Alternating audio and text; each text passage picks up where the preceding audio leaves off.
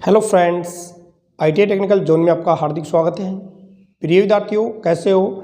आशा करता हूं कि सभी विद्यार्थी स्वस्थ होंगे। आज का लेटेस्ट टॉपिक रहेगा पंच, यानी जो पंच है ये क्या काम आता है, कहां पे इसका प्रयोग किया जाता है, कौन से मेटल का ये बना होता है, कैसे पंच का साइज लिया जाता है और मुख्य जो पंच है वो कितने प्रकार के होते हैं। विद इन डायग्राम के अकॉर्डिंग इस बोर्ड के माध्यम से कंप्लीट बताने वाला हूं पंच के बारे में। तो आइए स्टार्ट करते हैं स्टेप बाय स्टेप।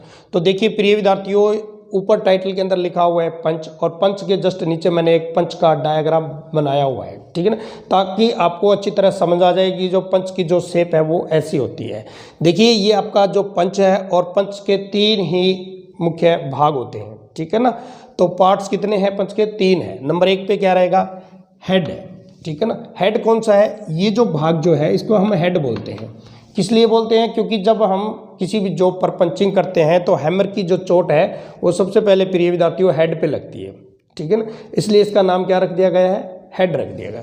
उसके बाद में देखिए बॉडी है कंप्लीट इसकी, ठीक है ना। बॉडी के ऊपर ये देखिए मैंने एक धारियाँ सी लगाई हुई है, ठीक है ना। इसको हम बोलते हैं नर्लिंग ऑपरेशन, ठीक है ना। जो नर्लिंग ऑपरेशन है प्रिय विद्यार्थियों इसलिए कर दिया जाता है जब हम किसी जॉब पर पंचिंग ऑपरेशन करते हैं, ताकि जो पंच है हमारे हाथ से वो फिसले ना, ग्रिपिंग करने के लिए, ठीक है ना, हाथ में अच्छी तरह पकड़ने के लिए हमेशा पंच के उसकी बॉडी के ऊपर नर्लिंग ऑपरेशन कर दिया जाता है। उसके बाद में देखिए पॉइंट्स। पॉइंट का मतलब क्या है? जब भी हम किसी जॉब के ऊपर पंच लगाते हैं, ठीक है ना, तो आगे का जो पॉइंट जो है ना वही उस पे निशान छोड़ेगा, इसलिए इसका आगे का भाग का क्या नाम है? पॉइंट। तो तीन भाग आपको ये अच्छी तरह याद रखना है। उसके बाद में पंच की जानते हैं डेफिनेशन, यानी उसका इंट्रोडक्शन, यानी उसका परिचय, यानी पंच होता क्या है। तो देखिए काफ़ी शॉर्ट आउट करके मैंने एक डेफिनेशन तैयार की हुई है। आप अगर एक बार इसको पढ़ लेते हो तो आपको जीवन भर याद रहेगा। तो देखिए कैसे लिखा हुआ है, यह एक प्रकार का पंचिंग टूल है, ठीक है ना। पंचिंग टूल कैसे है? क्योंकि हम पंच लगाएंगे। इसका प्रयोग जॉब पर मार्किंग की गई लाइनों को पक्का करने के लिए पंच का प्रयोग किया जाता है, इसलिए हम इसे क्या कहते हैं? पंच कहते हैं, ठीक है ना। उसके बाद में चलते हैं मटेरियल। मटेरियल को हिंदी में बोला जाता है धातु, यानी जो पंच है ये किस चीज़ का बना हुआ होता है। तो प्रिय विद्यार्थियों, ये जो पंच जो है आपका ये हाई कार्बन स्टील का बना हुआ होता है। हम किसी भी जॉब पर पॉइंट लगाए तो आगे का जो पॉइंट जो है वो बार बार मुड़े ना या खराब ना हो, इसलिए हार्ड एंड टेम्पर इसके पॉइंट्स को कर दिया जाता है। उसके बाद में इसका है साइज, ठीक है ना, यानी जो पंच जो है इसका साइज कैसे लिया जाता है। तो पंच का जो साइज है दो होते हैं इसमें। एक तो इसकी लंबाई हमें बतानी पड़ेगी, अगर मार्केट से अगर हम लेके आ रहे हैं पंच को तो आपको एक तो लंबाई बतानी पड़ेगी, भाई मेरे को 100 mm चाहिए या 150 mm चाहिए, ठीक है ना। दो स्टैंडर्ड साइज के आते हैं पंच, एक 100 mm का आता है, एक 150 mm का आता है। दूसरा आपको इसकी थिकनेस बतानी पड़ेगी, भाई कितने मोटाई का आपको चाहिए, mm का चाहिए, 8 का चाहिए या 10 का या 12 का, ठीक है ना। तो इस तरीके से ये पंच की जो उसके जो साइज है उसके व्यास से और उसकी लंबाई से लिया जाता है, ये आपको याद रखना है। उसके बाद में है टाइप्स ऑफ पंच। तो प्रिय विद्यार्थियों, जो पंच जो है आपके मुख्य वो 10 प्रकार के हैं, ठीक है ना। हर एक पंच का अलग यूज है, एक अपना एक महत्व है। तो आइए जानते हैं टाइप्स ऑफ पंच। तो सबसे पहले नंबर 1 पे लिखा हुआ है सेंटर पंच, ठीक है ना, यानी केंद्र पंच है ये। सेंटर का मतलब है केंद्र बिंदु। जैसे मान लीजिए कोई भी जॉब है, ठीक है ना, एग्जाम्पल तौर पे यहाँ पे देखेंगे सेंटर पंच। सेंटर पंच का जो एंगल जो होता है, आगे का जो पॉइंट जो होता है, ऐसे बनता है ना पॉइंट्स, देखिए ये जो पॉइंट्स जो बना हुआ है इसका कितने डिग्री का एंगल होता है? ये 90 डिग्री का, ये आपको याद रखना है। सेंटर का मतलब केंद्र। मान लीजिए कि ये आपकी जॉब है, इस जॉब के बीच के अंदर मेरे को एक होल निकालना है, तो एक सेंटर लाइन ऐसे, ठीक है ना। यहाँ पे जो बिंदु लगाया जाएगा वो किससे लगाया जाएगा? वो आपका सेंटर पंच से लगाया जाएगा 90 डिग्री पे, ठीक है ना। क्यों लगाया जाएगा? क्योंकि जो आपका जो पॉइंट जो है ना आगे का वो काफ़ी चौड़ा है, इसलिए जो यहाँ पे जो निशान छोड़ेगा सेंटर पंच से वो काफ़ी चौड़ा लगता है, उसकी वजह से जो ड्रिल है वो फिसलता नहीं है। दूसरा ड्रिल है वो आउट भी नहीं होता है। एक चीज़ आपको ये याद रखें। और जो सेंटर जो पंच है आपका, अभी आपको इसकी शेप बताते हैं कैसी होती है। तो देखिए ऐसे, और ये आपका पंच है, और थोड़ा सा ऊपर कर देता हूँ ऐसे, और ये ऐसे, ठीक है ना। ये जो एंगल जो बना हुआ है इस साइड में और इस साइड के अंदर, ठीक है ना, 45 डिग्री और ये भी 45 डिग्री, ठीक है ना। तो ये पंच की शेप है। तो ये सेंटर पंच है, आपको याद रखना कितने डिग्री का एंगल होता है, 90 डिग्री का। अब चलते हैं नंबर 2 पे, प्रिक पंच। तो प्रिक पंच का जो पॉइंट जो होता है प्रिय विद्यार्थियों, वो होता है आपका 30 डिग्री यानी 30 डिग्री का, ठीक है ना। 30 डिग्री ये जो साइज जो दिया हुआ है 30 डिग्री, ये जो पॉइंट है ये आपका 30 डिग्री पे होता है ऐसे। और इसका जो प्रयोग जो होता है, एक तो फाइन मार्किंग करने के लिए, दूसरा जो पतले आकार की कोई शीट है, ठीक है ना। कई बार हमें क्या काम करना है, एक सर्कल लगाना है शीट के ऊपर, क्या लगाना है, सर्कल लगाना है, सर्कल लगाना है। ये जो शीट है आपकी, ठीक है ना, इस पॉइंट पे मैंने सर्कल लगाना है। तो डिवाइडर का जो पॉइंट है, इस पॉइंट पे अगर हम रखेंगे कि पॉइंट फिसल जाता है बार बार में, तो जो आपका प्रिक पंच है वो आगे से काफ़ी नुकीला होता है। इस वजह से हल्का सा पॉइंट लगा दिया जाता है और उसकी जो नोक है उस पॉइंट में रखकर एक सर्कल यहाँ पे ऐसे लगा सकते हैं। तो फाइन मार्किंग करने के लिए या फिर सर्कल लगाने के लिए, ठीक है ना, प्रिक पंच का प्रयोग किया जाता है। प्रिक जो पंच है और आपका ये सेंटर पंच है, ये हमेशा 100 mm से लेकर 150 mm तक इसका साइज होता है। दूसरा ये जो इसका जो अगर मैं व्यास की बात करूँ, इसकी मोटाई की बात करूँ, तो वो होता है आपका 6 mm से लेके 13 mm तक। कहाँ तक, 6 mm से लेके 13 mm तक, ठीक है ना, जो कि सेंटर पंच, ब्रिक पंच और आपका डॉट पंच। तो आइए नंबर 3 पे चलते हैं, डॉट पंच। तो प्रिय विद्यार्थियों, डॉट पंच का जो एंगल जो होता है ये हमेशा होता है, आगे का जो पॉइंट होता है वो आपका होता है 60 डिग्री का, ठीक है ना। जनरली जो वर्कशॉप के अंदर, ITI के अंदर जो विद्यार्थी जॉब बनाते हैं, उस जॉब के ऊपर पंचिंग ऑपरेशन जब हम करते हैं वो हमेशा डॉट पंच पे करते हैं, डॉट पंच से करते हैं, ठीक है ना। डॉट पंच का जो एंगल होता है, एग्जाम में बार बार पूछा जाता है, ये 60 डिग्री का एंगल होता है, ठीक है ना। तो जो हम पंचिंग करते हैं, जैसे एग्जाम्पल तौर पे हम देखेंगे, मान लीजिए कि ये आपकी जॉब है, ठीक है ना, और इस जॉब के अंदर से मेरे को क्या निकालना है, स्क्वायर निकालना है, चौरस भाग निकालना है ऐसे। ये मार्किंग मैंने कर ली है। और अगर इसके ऊपर डॉट पंच नहीं लगाएंगे, जब हम कोई ऑपरेशन करेंगे या एक्साइन करेंगे या चीजल से काटेंगे इसको, तो ये रफ हो जाती है, ऐसे मिट जाएगी।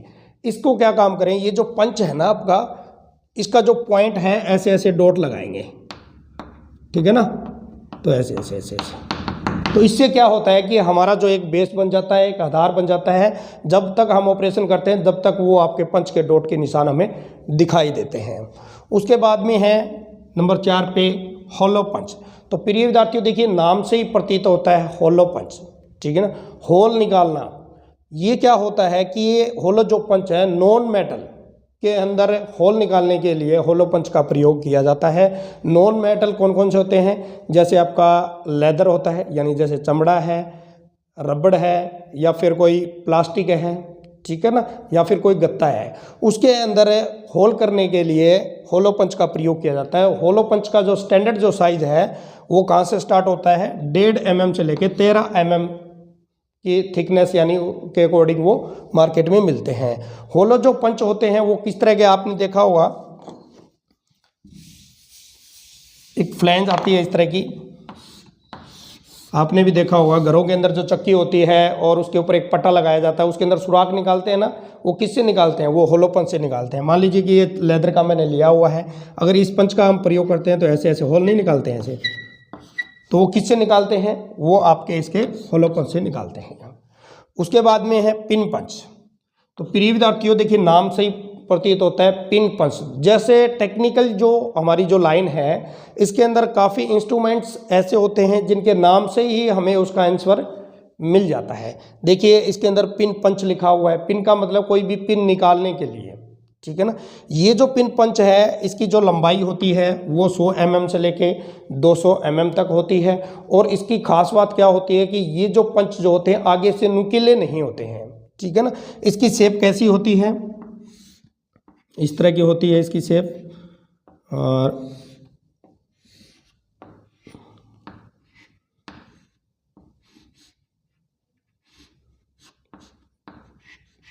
थोड़ा सा हेड बना देता हूँ ऊपर में, यहाँ पे लर्निंग, ठीक है ना। पिन पंच का मतलब क्या होता है, कोई भी डाउल पिन निकालने के लिए या फिर अंदर डालने के लिए पिन पंच का प्रयोग किया जाता है। एग्जाम्पल तौर पे मान लीजिए कि आपने कोई भी कील लगा दी है अंदर, ठीक है ना। कई बार क्या होती है कि कील हमें गहराई तक चाहिए तो हम क्या करते हैं, दूसरी कील लेते हैं और एकदम ठोक देते हैं और वो नीचे चली जाती है। इसी तरह इंजीनियरिंग लाइन के अंदर भी ये अलग से पंच होता है। कोई भी डाउल पिन को नीचे और अधिक गहराई में बैठाने के लिए या इस पिन को निकालने के लिए हमेशा पिन पंच का प्रयोग किया जाता है। आइए अब चलते हैं नंबर 6 पे, बेल पंच। तो देखिए प्रिय विद्यार्थियों, नाम से ही प्रतीत होता है कि बेल पंच यानी आपकी जो घंटी होती है ना, उसी तरह ये पंच होता है, बेल पंच, बेल सेंटर पंच। तो प्रिय विद्यार्थियों, बेल सेंटर पंच का मतलब ये होता है कि जैसे हम अंदर कि जैसे हम उसको दबाते हैं, प्रेस करते हैं ना, इसी तरह बेल सेंटर पंच को दबाया जाता है और वो अपना निशान छोड़ देता है। ये सिर्फ गोलाकार जो जॉब होती है, ठीक है ना, राउंड शेप के अंदर, कैसे, जैसे मान लीजिए कि आपकी जॉब है और ये ऐसे, ठीक है ना, राउंड जॉब है ये, और इसका अगर हमें सेंटर निकालना है तो वो किससे भी निकाल सकते हैं, बेल सेंटर पंच से भी लगा सकते हैं। तो इसके इस आकार का होता है, ऐसे ऐसे, और ऐसे ऊपर एक बटन सा होता है, इसको दबाने से जो पॉइंट जो है आपका वो यहाँ पे टिकता है। तो ये क्या हो गया आपका बेल पंच, की क्या काम आता है, सेंटर निकालने के लिए। वेट पंच का प्रिय विद्यार्थियों नंबर 7 पे है। इसका जो प्रयोग है, वुडन जो लकड़ी जो होती है ना, उसके अंदर बड़े सुराख निकालने के लिए। अगर वुडन की, अगर लकड़ी की अगर मैं बात करूं तो उसकी जो थिकनेस है, जो हमारी जो प्लाई होती है 1 mm 2 mm, उस आकार के अंदर वेट पंच का प्रयोग किया जाता है बड़े होल निकालने के लिए, ठीक है ना। इसका हम क्या करते हैं, जैसे सॉफ्ट लकड़ी है कोई, उसकी जो थिकनेस है मान लीजिए कि भी 2 या 3 mm है, अगर बड़ा पंच अगर हम लगाएंगे तो वो काट देगा उसको, ठीक है ना। बड़े आकार के सर्कल अगर गोलाकार में अगर हमें आवश्यकता है तो वो वहाँ पे वेट पंच का प्रयोग किया जाता है। उसके बाद में प्रिय विद्यार्थियों 8 नंबर पे सॉलिड पंच, ठीक है ना। सॉलिड जो पंच होता है, इसका जो पॉइंट जो होता है आगे से नुकीला नहीं होता है, ठीक है ना। शेप कैसी होती है उसकी, सॉलिड पंच की, सॉलिड जो पंच जो होता है आपका किसी भी शीट में या फिर कोई चद्दर में, ठीक है ना, या 1 या 2 mm की कोई भी चद्दर है या कोई शीट है, उसके अंदर डायरेक्ट होल करने के लिए, ठीक है। एक तो हम ड्रिल से करते हैं, दूसरा किससे करते हैं, सॉलिड पंच से करते हैं। किस लिए करते हैं, रिवटिंग करने के लिए। तो इसका जो आकार जो होता है पंच का, वो इस तरह होता है, ऐसे होता है,